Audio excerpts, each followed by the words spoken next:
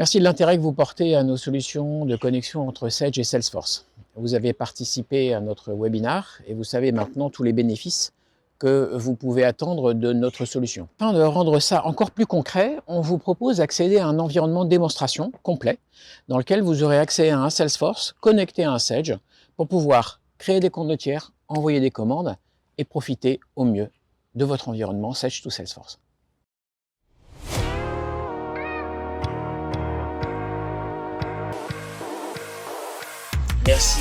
Merci de votre présence. Je suis donc Vincent Brault, je suis associé chez ITBRM Consulting et c'est moi qui vais piloter cette session ce matin. Notre cœur de métier, c'est de faire dialoguer Salesforce avec Sage. Et donc, je toucherai 2 mots sur la société, expliquer pourquoi en fait on est pertinent sur le sujet. On va réfléchir à quoi ça sert et comment nos clients utilisent ces fonctionnalités-là, qu'est-ce que ça leur apporte comme bénéfice. On aura un témoignage d'un de nos clients, Maxime de la société Lited, qui présentera la manière dont lui utilise ce connecteur et quels sont les bénéfices pour son équipe commerciale et son équipe ADV. Et enfin, on terminera par une démonstration avec un certain nombre de cas d'usage, de synchronisation et de ce que peut faire un commercial dans Salesforce, qu'est-ce qui va se passer dans Sage, qu'est-ce qu'il va retrouver dans Salesforce depuis Sage, etc. ITBRM, c'est une société qui a un petit peu plus de 12 ans, une petite vingtaine de consultants, répartis sur 3 sites, entre Sofia, Marseille et Paris. Notre cœur de métier, c'est de faire du Salesforce, et c'est très souvent de faire du Salesforce avec du Sage. Tout d'abord, on est intégrateur Salesforce, dans pratiquement 30% des cas, donc ce qui est quand même une partie importante de notre activité, on va aller synchroniser du Salesforce avec du Sage. On est également organisme de formation. Nous avons eu le plaisir de recevoir la récompense de Salesforce de la meilleure satisfaction client en 2023, ce qui évidemment nous fait très plaisir. Un premier aperçu de savoir à quoi ça sert. On est là pour pacifier la relation entre les équipes de vente et l'ADV. Une des difficultés que l'on croit souvent chez nos clients, on a les équipes de vente qui sont dans Salesforce, on a les équipes ADV qui sont dans Sage. Ils n'ont pas de terrain de jeu commun, ils n'ont pas de référentiel commun. Et donc c'est des ping-pong incessants. Est-ce que tu as bien livré mon client? Mais qu'est-ce que tu as vendu à ton client? Voilà. On a toujours un peu cette difficulté parce qu'il n'y a pas de référentiel commun. Donc c'est vraiment ça sur lequel on va travailler et qui a porté notre travail depuis un peu plus de 10 ans. Chacun a son environnement de travail. Le commercial travaille dans Salesforce, l'ADV travaille dans Sage. Ils ont besoin d'échanger de l'information pour que ce soit plus fluide. Pourquoi on échange de l'information? D'abord pour améliorer la qualité de la donnée, c'est-à-dire que la donnée au démarrage, celle qui rentre dans Salesforce, puisque c'est par là qu'elle commence, on a d'abord des prospects, après on a des devis. Les prospects, on les transforme en clients, ces devis, on les transforme en bons de commande. La donnée, elle existe d'abord dans Salesforce. Donc ça valorise et ça assure aussi la qualité de la donnée de bout en bout. Quelques exemples de clients qui utilisent le connecteur tous les jours, extrêmement variés. C'est extrêmement varié. On a des gens qui plantent des arbres, on a des gens qui font des maisons, on a des gens qui font des bars énergétiques pour les sportifs, on a des gens qui vendent des jeux de cartes aux enfants, on fait des gens dans le médical. Enfin, c'est vraiment très très très très varié. On a des jeux de fruits d'exception, on a des gens qui font des lunettes, etc., etc. On a le Stade Rochelet, donc il y a une tendance rugby forte, donc on est quand même aussi très fiers de participer à cette dynamique. Voilà, c'est ça le plus important. Hein. C'est ça le plus important. Le reste, c'est le Stade Rochelet le plus. Exactement. Et le rugby surtout. Bonjour à tous, donc je suis directeur marketing et SI. Moi à la base, j'ai pas du tout une formation dans le monde d'informatique ou dans le système d'information, j'ai plus une formation orientée commerce. Donc on est un fabricant distributeur de solutions d'éclairage LED. On vend en B2B à des sociétés principalement dans les secteurs industriels, tertiaires et retail, donc pour les boutiques et les centres commerciaux. On existe depuis 2005. La société a été fondée à Toulouse. Par contre, on ne vend de la LED que depuis 2011. Avant ça, on vendait des ampoules de vidéoprojecteurs. On est aujourd'hui une marque construite autour de 3 piliers. Le premier, c'est le smart lighting, c'est toute l'intelligence qu'on va mettre dans l'éclairage, le bien-être et le développement durable, partie économie d'énergie pour les bâtiments et les LED un peu spécifiques pour ne pas abîmer les yeux des usagers. Et ensuite, on a toute la partie smart building qui est là plus pour partie bâtiment. Et en gros, l'idée, c'est de se servir du maillage d'éclairage dans les bâtiments pour rajouter de l'intelligence dans les bâtiments et pas uniquement dans les luminaires. Donc aujourd'hui, on est une PME de 55 collaborateurs. On est répartis entre Paris et Toulouse et on va faire un chiffre d'affaires cette année aux alentours des 20 millions d'euros. Nous, pourquoi on a mis en place Salesforce? Déjà, Salesforce, c'est à destination aujourd'hui de nos services commerciaux, bureaux d'études, production et marketing. Donc, l'administration des ventes a un accès à Salesforce, mais c'est pas leur outil de travail. Et pareil, notre service achat ne se sert quasiment pas de Salesforce aujourd'hui. Et ces deux services-là se servent de Sage, comme la comptabilité d'ailleurs. On s'en sert aujourd'hui comme d'un outil de gestion commerciale. Donc, c'est là-dedans, comme vous, j'imagine que vous gérez toutes vos opportunités, vos devis, votre base contact, votre base prospect et votre base client. La petite subtilité, c'est que nous, notre base client aujourd'hui, c'est Sage qui est maître sur notre base client. Donc, j'en parlerai juste après, mais le connecteur nous permet d'aller alimenter Salesforce avec la base client de Sage. En parallèle, ça nous permet aussi de gérer évidemment tout notre pilotage commercial grâce à tout ce qui est tableau de bord, rapport, calcul des marges et tout ça. Donc, d'anticiper nos besoins. Et ensuite, on gère toute la partie requête. Donc, que ce soit en interne sur des demandes d'études ou de produits spécifiques ou de demandes de production dans notre atelier en France ou des demandes externes. Donc là, on va parler de services après-vente, la gestion des litiges ou des demandes d'enlèvement chez nos clients, etc. Donc, le sujet principal quand on a mis en place Salesforce, c'était de le lier avec Sage, d'où le choix de ITBM puisqu'ils sont spécialisés là-dedans. Et on a des échanges de flux qui vont dans les deux sens. Le but, c'était de faire communiquer nos services ADV, comptabilité, achat et notre service commercial. Avant de mettre en place Salesforce, nous, on avait, je veux pas dire qu'on avait rien, mais on gérait beaucoup les choses manuellement. Donc, c'était des échanges de mails. Donc, il y avait aucune automatisation et très peu de process écrits d'échange, en fait, entre les différents services, alors que c'était un véritable besoin. Sage est maître, sur les bases clients, bases tarifaires, sur nos stocks, sur nos bases articles. Évidemment, tous les documents comptables sont enregistrés dans Sage. Tous les encours sur les clients sont enregistrés dans Sage également. Et tout ça vient se déverser dans Salesforce pour que le commerce ait l'information et qu'on gagne en efficacité sur tous ces points-là. Donc, comment ça se passe aujourd'hui? Quand un commercial a besoin de créer une opportunité, créer un devis, consulter un stock, etc., il a accès à tout dans Salesforce. Sur la quasi-totalité de ces points-là, c'est du temps réel grâce au connecteur et ça évite des multiples échanges, les ADV, les achats et le commerce pour avoir les informations dont le commerce a besoin pour faire du business. Ensuite, une fois que la gestion des opportunités, que l'opportunité va au bout, il faut bien que le chemin se fasse dans l'autre sens aussi. Donc, il y a un lien de Salesforce vers Sage qui permet déjà à nos commerciaux, quand ils ont un prospect à transformer en client, de faire la demande via le CRM et pour la comptabilité, de créer le compte du client dans Sage via le CRM, donc en reprenant toutes les informations que le commercial leur a renseignées. Et surtout, le gros point qui nous fait gagner énormément de temps et qui fait qu'on travaille, nos services ADV et commerce travaillent en harmonie, c'est que une fois qu'une opportunité est validée, que nous on reçoit la commande, l'ADV elle ne saisit rien en fait, si ce n'est se rendre dans le CRM sur l'opportunité qui a été validée, l'envoyer dans Sage et après une fois que le devis est envoyé, que la commande est envoyée dans Sage, faire suivre notre chemin de livraison au bon de commande comme si c'était quelque chose qui avait été saisi from scratch dans Sage. Donc en fait aujourd'hui avec le connecteur, en fait Salesforce c'est pas juste devenu un outil de gestion commerciale, c'est l'outil qui permet à tous les services de communiquer. J'ai mon bureau d'études qui communique avec le commerce via le CRM, pareil pour la partie produit spécifique, j'ai mon atelier qui communique avec le CRM auprès du commerce, j'ai mes ADV qui communiquent avec le commerce via le CRM et inversement. Il y a des exemples qui sont multiples. Aujourd'hui, Salesforce est devenu le cœur de mon système d'information grâce à sa liaison avec Sage et au fait que tous les services aujourd'hui, ils ont un terrain de jeu commun, même s'ils servent d'outils différents, ils ont accès aux mêmes informations et ça, c'est grâce à la liaison entre Sage et Salesforce. Donc là, on est dans l'environnement de démonstration habituel de Sage. Pour ceux qui connaissent Sage, c'est donc une société qui vend des bijoux et je suis Pierre, commercial dans cette société. La première chose que je vais avoir à faire, c'est d'aller sur la Croisette, voir une nouvelle bijouterie et tenter de la convaincre de distribuer nos produits. Sur ma page d'accueil, on est dans du Salesforce traditionnel, j'ai mes tâches du jour, j'ai mes événements, j'ai mes affaires clés. Ce que j'ai sur la droite également, c'est ce qu'on a appelé les comptes en souffrance, c'est-à-dire les comptes qui ont soit moins commandé cette année, soit qui n'ont pas encore commandé cette année alors qu'elles étaient clientes l'année dernière. On peut jouer également, pour les entreprises qui ont de la saisonnalité, sur du chiffre d'affaires à date. Donc c'est ce qu'on voit sur la bijouterie d'Occitanie en haut à droite. On a le chiffre d'affaires de l'année en cours, on a le chiffre d'affaires de l'année précédente, ainsi que le chiffre d'affaires de l'année précédente à date. Je suis donc sur la Croisette. L'idée c'est que j'aille voir cette boutique. Le rendez-vous évidemment se passe bien. Et donc en fait l'idée c'est que depuis mon Salesforce, cette société qui était un prospect, elle me demande un devis pour des bagues en or. Et donc l'idée c'est de se dire la petite canoise qui est un prospect, j'ai besoin d'aller l'envoyer dans Sage pour que ça devienne un compte de tiers.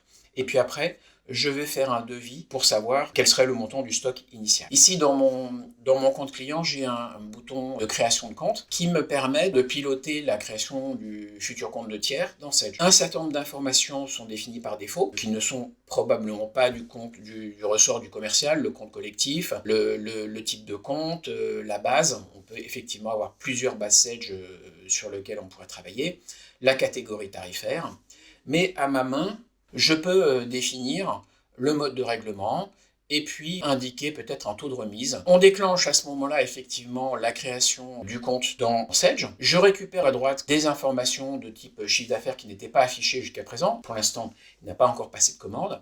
Et puis je récupère en haut à gauche le numéro Sage qui me permet effectivement de faire la liaison entre les deux systèmes. J'ai un onglet spécifique dans lequel je retrouve les informations que j'avais positionnées lors de la création et les informations complémentaires. Je passe à un premier bon de commande et notamment l'idée ici c'est de pouvoir chiffrer un premier stock de bagues en or.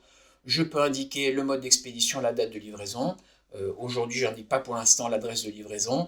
Ce serait par défaut celle de la boutique. En revanche, j'ai besoin de valoriser cette offre, effectivement. Donc je passe ma commande, je vais chercher dans mon catalogue de prix et je vais chercher les bagues en or et j'indique la quantité de produits. À ce moment-là, effectivement, il y a un déclenchement de calcul de prix dans Sage. On a en fait la capacité de faire un peu comme on veut. Soit on a une structure de prix qui est simple, et à ce moment-là, on l'aurait directement depuis Salesforce, soit on a une structure de prix un petit peu plus sophistiquée, avec des remises, des catégories tarifaires, des pieds de page, etc., etc. Et plutôt que de reproduire la complexité de ces calculs de prix dans du Salesforce, laissons faire ceux dont c'est le métier de calculer des prix. Donc là, on voit qu'en ayant ajouté un produit, je vais tout de suite interroger en direct Sage, et je vais rapatrier cette information qui est le bon prix en fonction de toutes les règles de gestion qui auront été définies dans Sage. Bon, je peux toujours aller ajuster, mais je vois ici la remise qui a été appliquée. J'ai également des informations qui concernent le stock. Voilà, j'indique que j'envoie mon devis, j'indique qu'il a été envoyé, et évidemment, je me fais une petite tâche de relance. Voilà, donc ça, sur ce premier exemple, on a Pierre qui a été voir un prospect qui lui a dit « Ok, moi, ça m'intéresse, j'ai juste besoin de valider en interne. En tant que commercial, j'ai besoin d'aller créer le compte de tiers dans Sage. » Donc, je l'ai fait directement depuis Salesforce. Et 2, j'ai besoin de valoriser une première offre de stock et je me suis appuyé sur le connecteur pour aller calculer le prix en direct dans ma base Sage. Pour l'instant, ce devis n'est pas validé, je ne l'envoie pas dans Sage. On va passer à une deuxième histoire et là, on a mon client Martin qui m'appelle pour me donner de bonnes nouvelles. Il a commencé à commercialiser des montres en or de chez nous. Donc là, je me rends sur le compte client. Et puis je peux effectivement constater dans un onglet qui s'appelle le document ADV, en fait j'ai le reflet de l'ensemble de la facturation et des bons de commande qui se trouvent dans Sage. Donc autant Martin est en train de me dire les montres en or ça fait un carton, autant pour l'instant le chiffre d'affaires il est quand même pas très important, il a fait 590 € de chiffre d'affaires, mais je constate effectivement qu'il a quand même beaucoup de commandes en cours et qu'il a beaucoup de demandes. Et comme on est en octobre, presque en octobre, il me dit « Écoute, moi j'ai vraiment besoin de passer une commande de stock importante pour assurer mes ventes de Noël. » Et il me dit « Vas-y, passe-moi une commande de montres en or. » Avant ça, je veux quand même m'assurer que j'ai suffisamment de montres en or à lui proposer. Parce que je peux lui faire une vente, mais si j'ai pas de montre à lui proposer, c'est un problème. Je suis donc allé sur la fiche produit des montres en or, et je vois, ici sur la droite, qu'aujourd'hui je n'ai pas de stock, mais j'ai des quantités qui sont commandées, et j'aurai du stock pour le mois de novembre, pour pouvoir lui assurer cette livraison. En bas à droite, on voit que je suis même en capacité d'aller gérer plusieurs dépôts pour identifier le stock qui pourrait se trouver sur plusieurs endroits. Rassuré de ce constat, je vais retourner sur mon compte client et passer ma commande. Il souhaite une commande par transporteur comme d'habitude. Il m'a demandé d'être livré fin novembre pour pouvoir effectivement assurer ses ventes de Noël. Et là, il me dit, mais attention, s'il te plaît, voilà, tu me mets sur l'adresse de livraison route de Vannes, contrairement à d'habitude, j'ai besoin que tu me les envoies à cet endroit-là.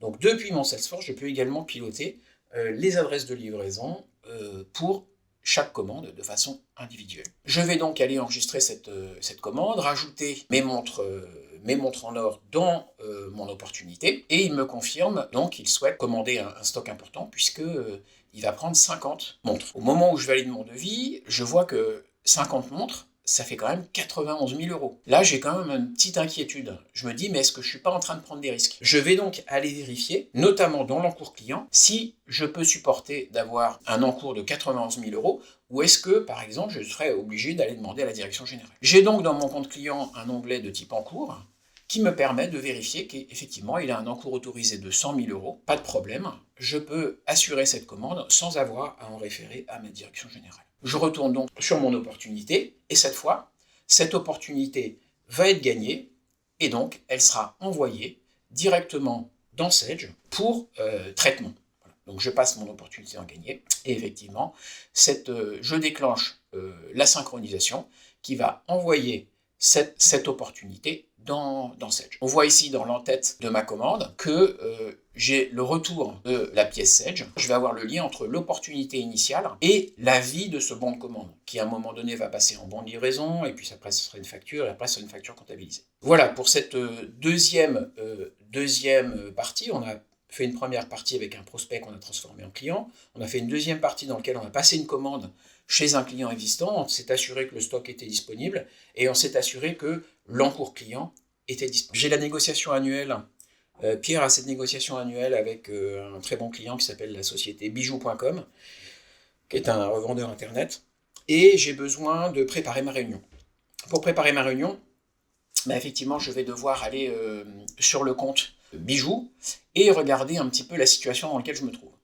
Donc là, j'ai un certain nombre d'indicateurs qu'on a fait remonter au niveau du compte pour plus de lisibilité, bien entendu, pour faciliter les filtres, pour faciliter les rapports.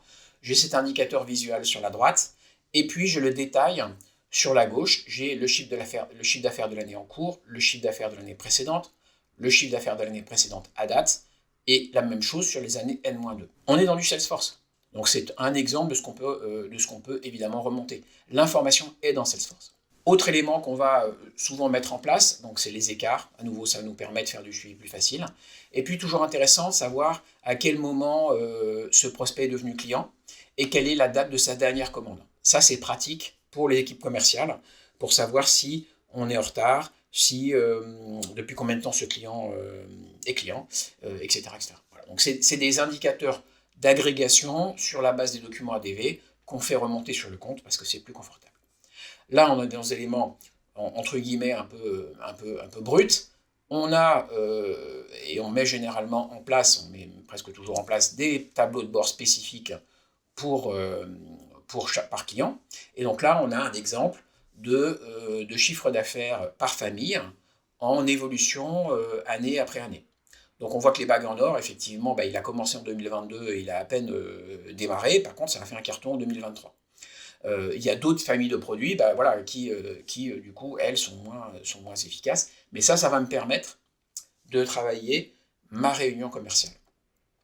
J'ai également en dessous une information sur l'ensemble des bons de commande qui sont en cours. Donc en haut, c'est du chiffre d'affaires. En bas, c'est en portefeuille, si on peut dire ça.